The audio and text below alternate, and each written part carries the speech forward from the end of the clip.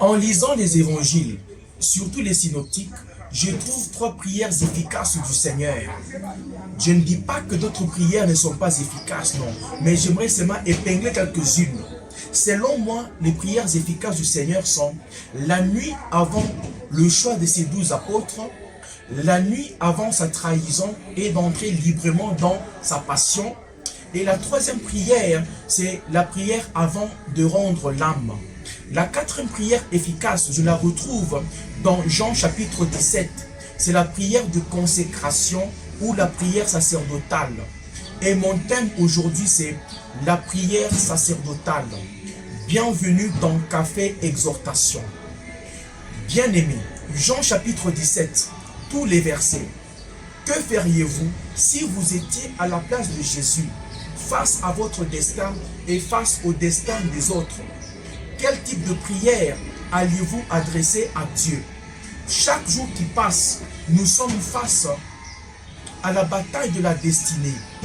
Et cette bataille ne se situe pas au niveau de la chair, mais c'est au niveau de l'esprit. Et les armes de notre combat ne sont pas charnelles, elles sont spirituelles.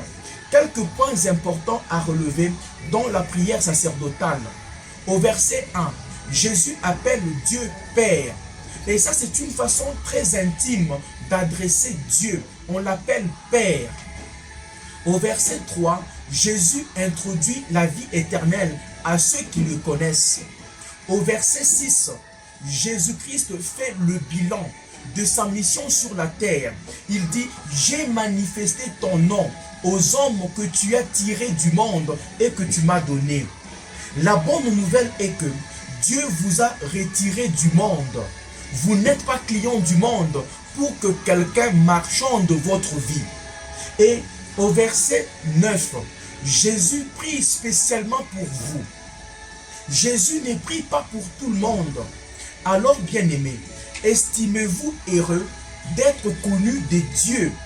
Au verset 10, 11, 12, Jésus-Christ prie pour la communauté des biens.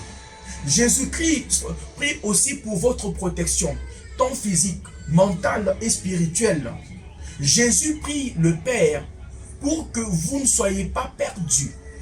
Il y a dans la vie, bien-aimée, des choses qu'on ne doit pas perdre. Les relations qu'on ne doit pas perdre. La vie qu'on ne doit pas perdre.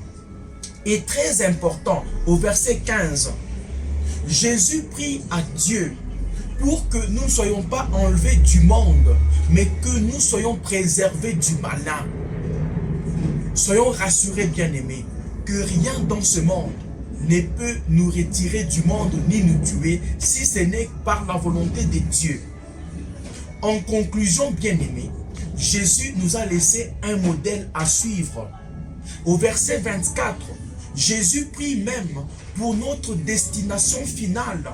Jésus dit, pour que nous soyons avec lui dans sa gloire. Alléluia, dans sa gloire, alléluia. Jésus nous fait connaître aussi le nom du Père.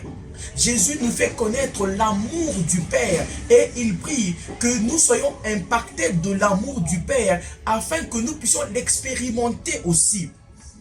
Jésus fait que nous soyons ses témoins sur la terre auprès de ceux qui doivent aussi le connaître. Bien-aimés, pour finir, exploitons la prière sacerdotale tous les jours de notre vie. Il y a beaucoup de richesses. Puisque c'est Café Exhortation, jouissons de la vie et que Dieu nous bénisse. Amen et bye bye.